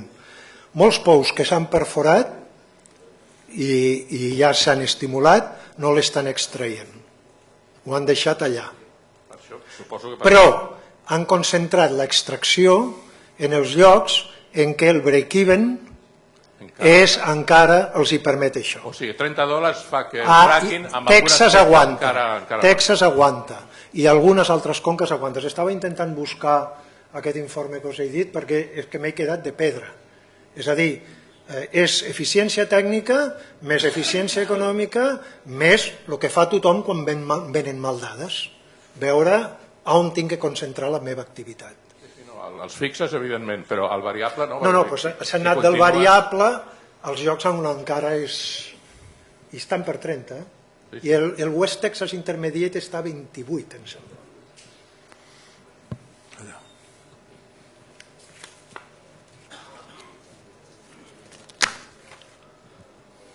Hola, en primer lloc, felicitats, és un plaer sempre escoltar-lo. A mi m'ha frapat molt una mica la diapositiva que analitzava el que és la transformació de l'energia primària en el que és energia final, no? I a més el resultat d'aquest informe que se suposa que són per donar senyals als polítics i que prenguin decisions, també això és un tema que també sorprèn, no? Però bueno, la pregunta és, sempre nosaltres fem molt d'èmfasi en l'energia primària, en què hem de transformar energies baixes en carbó i no fem cap èmfasi en el que ha comentat vostè, que és l'eficiència i l'estalvi.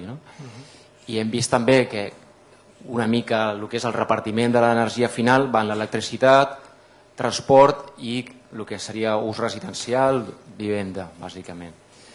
No creu vostè que no s'està fent gaire èmfasis en el que és la implicació en el que és bàsicament el transport i habitatge, quan es parla molt de que si les renovables s'han d'introduir en renovables, però és el que té, no? Una cosa és energia primària i l'altra és energia final, i jo crec que hi ha molt de recorregut en el que és el canvi i la transformació tant en el transport i la vivenda, empleant eines com el que és l'estalvi i l'eficiència energètica, no? Només era comentar això, i no sé si veu vostè possibilitats en tot el tema del que hem comentat, vehicle elèctric, eficiència i canvi una mica del model. Bàsicament l'electrificació de la demanda i canvi en el model energètic.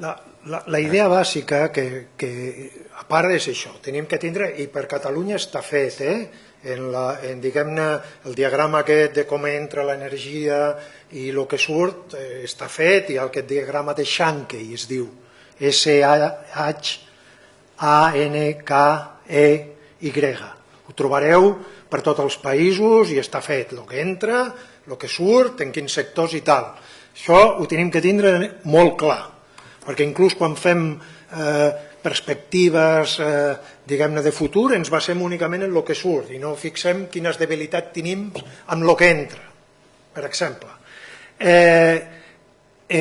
Això és sempre un munt de cunyes petitetes que hem de fer. No hi ha una solució màgica, sinó és la suma de moltes cunyes petitetes, i la cunya de l'eficiència i de l'estalvi, que és diferent, són més importants quantitativament que la de les renovables.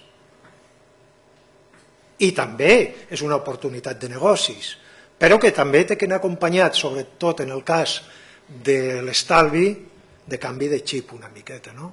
Perquè fixeu-vos que inclús en aquests escenaris que no ens portaven a bon terme, us he dit la intensitat energètica com tenia que baixar, com teníem que desacoplar l'economia del consum energètic. Us poso un exemple. Quants òrgans assessors del govern tenen en compte dintre de la qüestió econòmica aquesta frase que he dit ara? Desacoplar creixement energètic de consum de creixement econòmic de consum energètic. Demanem-lo, per exemple, al CAREC. Això és una qüestió del CATS, del Consell Assessor de Desenvolupament Sostenible, o tindria que ser una qüestió cabdal de l'acció de govern? Entrem en temes de fons. Per això us agraeixo que m'inviteu cada any, perquè m'empollo aquesta cosa i aprens més, no? Mira, tots guanyem això. No, però tingueu present que al cap d'un any això és gratis i ja us el podeu baixar, i el resum en castellà executiu el teniu, i en anglès també, però el que és interessant és, a mi el que m'agradaria és entrar als budells de la modelització, que és lo interessant, no? Els paràmetres.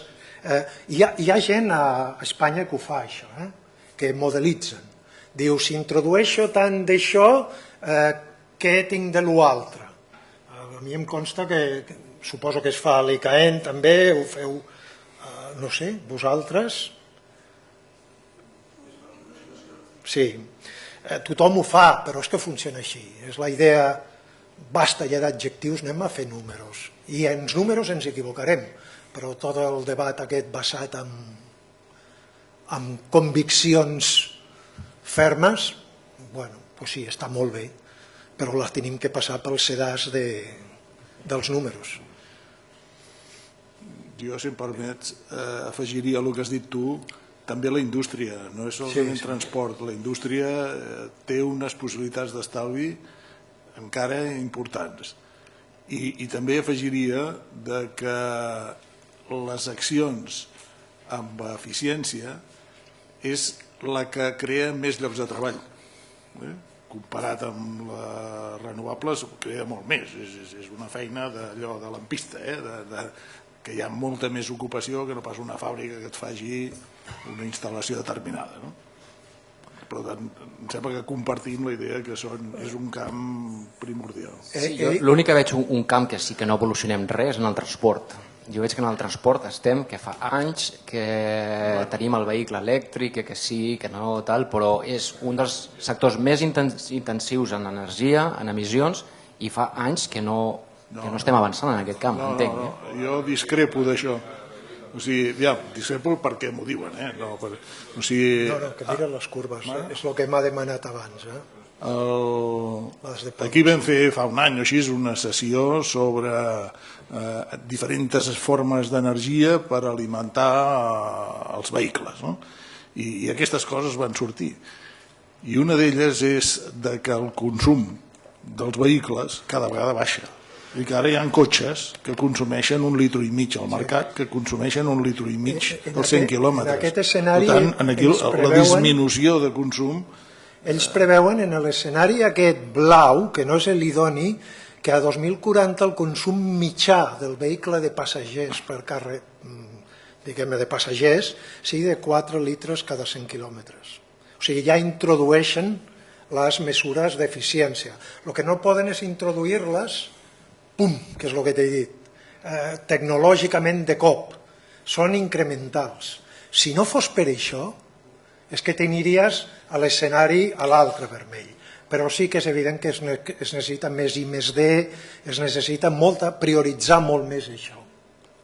Tot i així no arribem als límits d'increments de temperatura. És a dir, el tema jo crec que és un tema òbviament de sectors, de lobbies, indústries, però vull dir, si fas una transformació gran a través de l'electrificació de la demanda, sí que podries arribar a aquests nivells de temperatures. Òbviament, és un canvi important.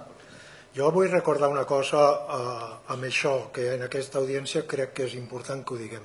Si estem enganxats als hidrocarburs i al petroli, en aquest cas al transport, no és pas perquè siguem tontos.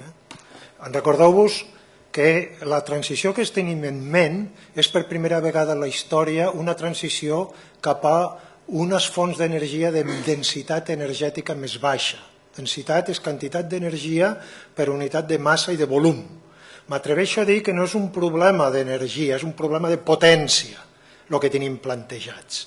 Quan diem el sol ens dona tota l'energia que volem, bueno, molt bé, però jo el que necessito és potència, energia per unitat de temps, per incrementar la productivitat i perquè en funcioni el món.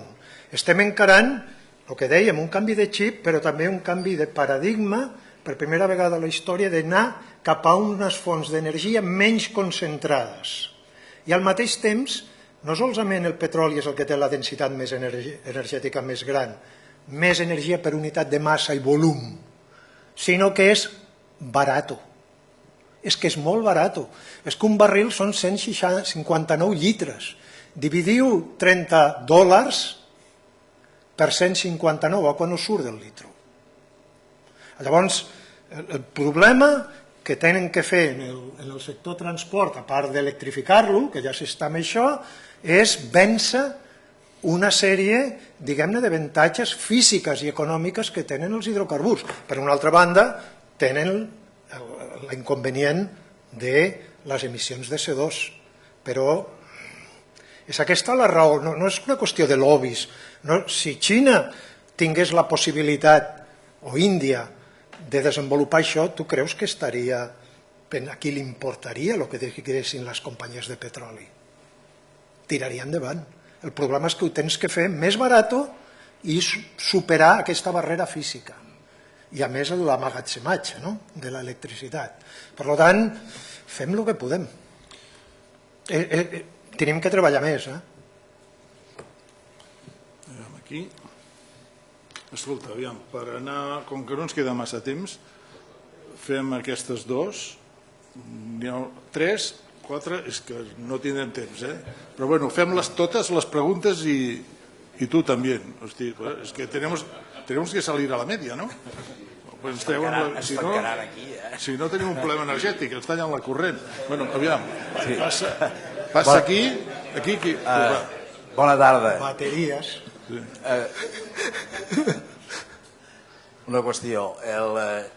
Sovint fins ara es parlava d'això, de contractes d'aprovisionament a llarg termini, sobretot pel gas, i llavors dins dels canvis d'aquestos, això com pot encaixar, qui guanyarà, qui perdrà. Aquesta és una qüestió.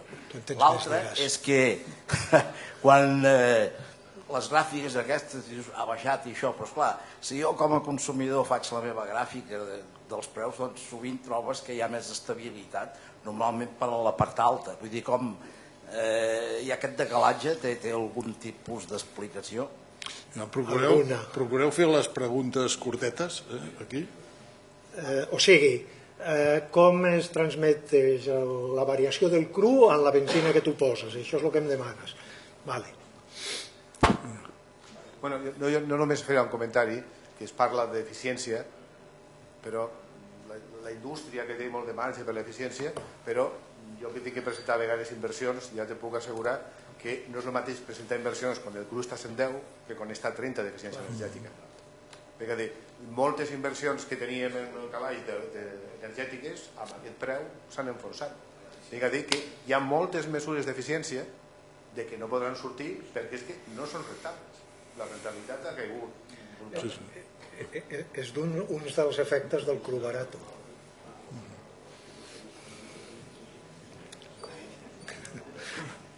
Sí, la meva pregunta és sobre les notícies que han aparegut últimament que Iran voldria fer contractes en base euro i no dòlar. Què sabeu quines conseqüències podria haver?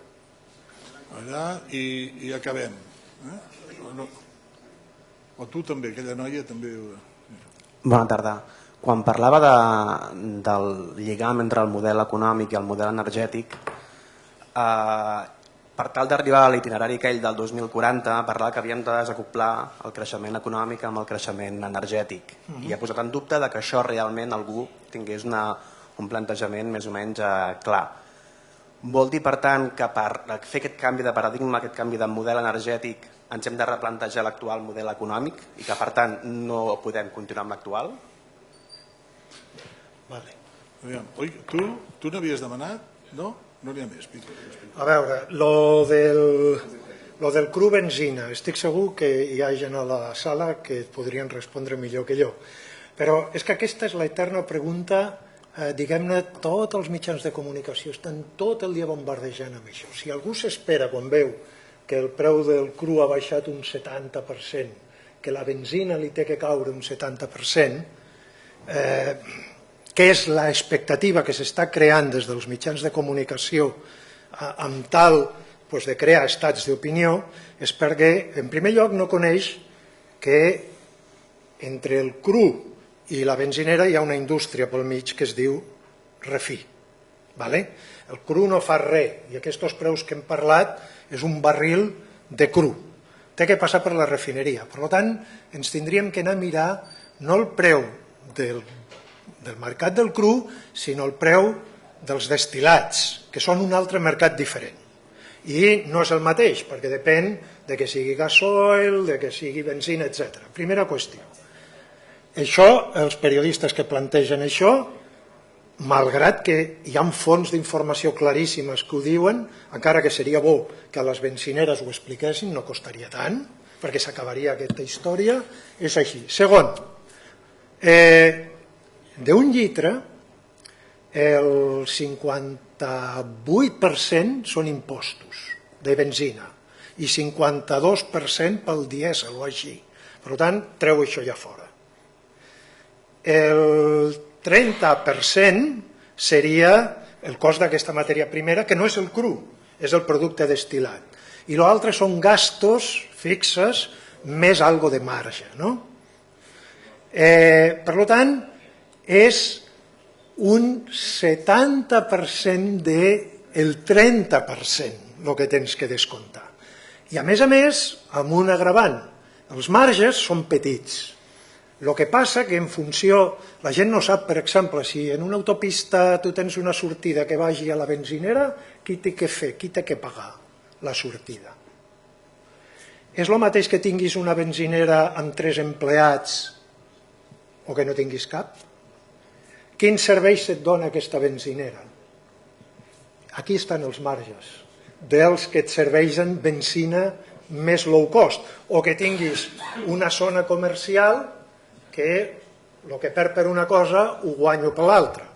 Però, en canvi, saben positivament, perquè això he parlat amb la patronal d'aquest sector, jo no tinc res a veure amb el refi, però em va sortir en un mitjà de comunicació això i van dir, nosaltres juguem amb la senyal de preus. Un cèntim té un sex appeal d'estalvi brutal. És a dir, la gent es mou per la senyal de preu de forma bestial i deixa de tindre en consideració quants empleats, quants llocs de treball està produint aquella estació de servei, quins serveis em dona a mi si, per exemple, soc un discapacitat, de cara a omplir el meu dipòsit. Hi ha moltes més idees, però l'error bàsic és aquest, que tenim que parlar d'un 70%, d'un 30%. I encara i així veuríem que llavors ens queda un 20% o una cosa així. I això baixa. Una altra cosa és la percepció i la velocitat. La segona era lo d'Iran. Bueno, lo d'Iran no feu cas de res. No feu cas ni de lo de la refineria, no té sentit muntar una refineria en Espanya que el sector de refi té problemes i tal. Ja sabeu com estan algunes de per aquí a prop i el seu futur i les inversions que necessiten per adaptar-se al mercat. Solament ens falta una al camp de Gibraltar, etc. El Margallo va vendre perquè creo llocs de treball, etc.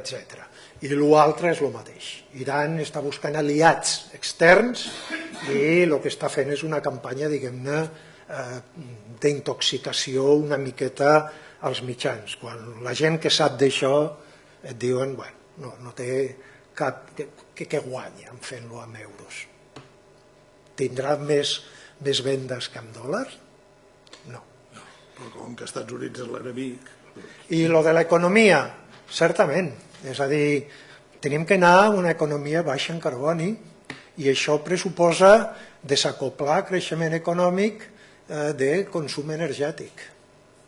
Com es fa això? Aquest és el repte que tenim plantejat.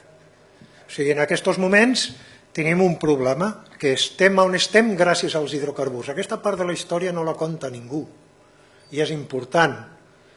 Fins al 1850 o 70 la humanitat va passar de créixer així al pal de hoquei, no? Una miqueta. I això per què va ser? Direu, la revolució industrial? No, sí.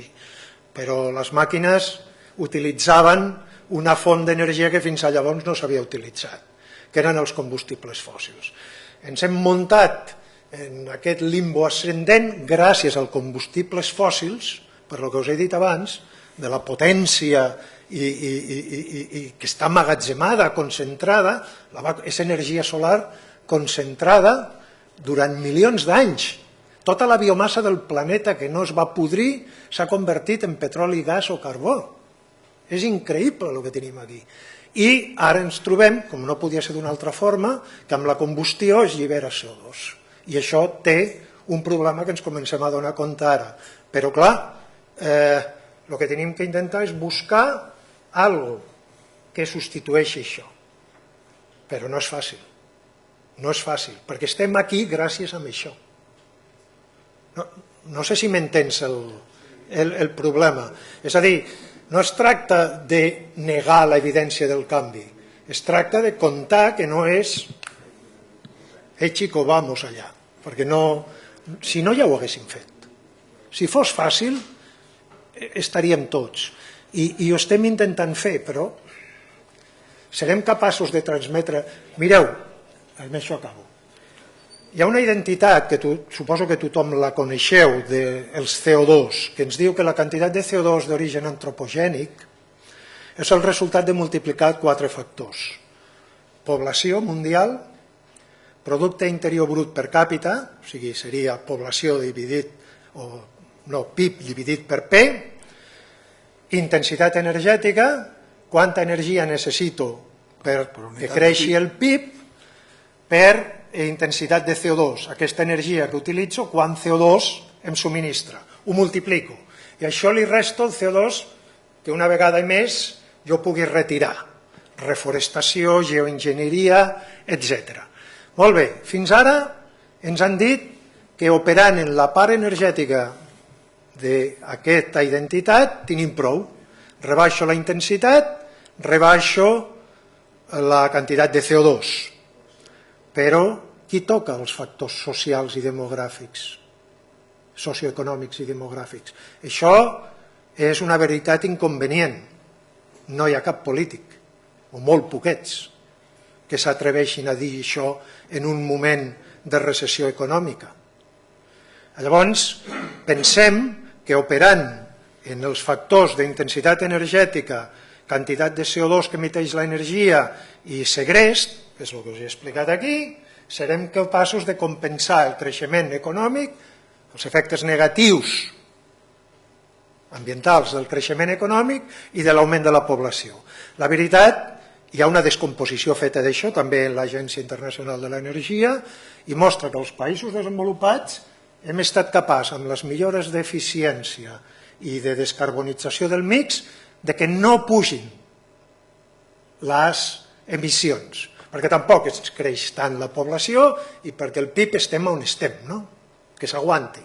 Però clar, el que fem nosaltres, que som el 30% de la població mundial, se'ns desequilibra totalment amb el món emergent. Saps quin és el driver principal segons aquests estudis? Estic parlant del govern dels Estats Units i de l'OCDE, el creixement econòmic. És el principal driver en aquests moments de les emissions de CO2. Per què? Un dia d'aquestos sortirà a l'avantguàrdia. Creixement econòmic és energia. I en aquests moments les energies, ja us ho he dit, 80%, 82% són combustibles fòssils. És una quadratura del cercle el que tenim per davant.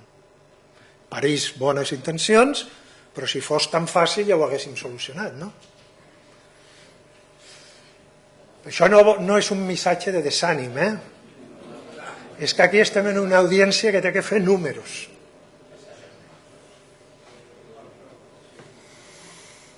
Molt bé, doncs escolta, novament moltes gràcies per estar aquí amb nosaltres i fins l'any que ve. Sí, podem.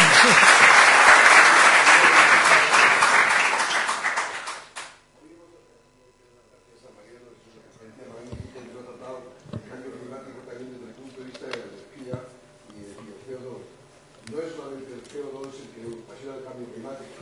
Si analizáis el resultado del COP, ni siquiera nombra la palabra CO2, nombra gases de efecto invernadero. Y, por ejemplo, los gases que se generan como utilización del suelo natural es el 20% de los gases de efecto invernadero. Hay mucho trabajo para hacer por ahí. Entonces, lo que quiero anunciaros es que haremos también una sesión, aparte de la que hagamos de la Unión Europea y el COP21, una sesión específica sobre el COP21. Y que analizaremos más ampliamente lo que significa todo 21 y cuáles son los mensajes que se derivan que son muchos.